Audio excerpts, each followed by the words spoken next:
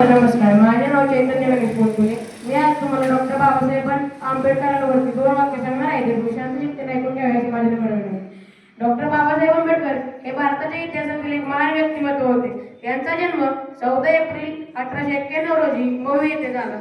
त्यांचे पूर्ण नाव भीमराव रामजी आंबेडकर होते. त्यांनी समाजातील विषमता दूर करून समानता प्रस्थापित करण्यासाठी त्यांचे संपूर्ण आयुष्य वाहिले. डॉक्टर बाबासाहेब आंबेडकर भारताच्या संविधानाचे शिल्पकार होते. त्यांनी कोलंबिया विद्यापीठ आणि लंडन स्कूल ऑफ इकॉनॉमिक्स येथून उच्च शिक्षण घेतले.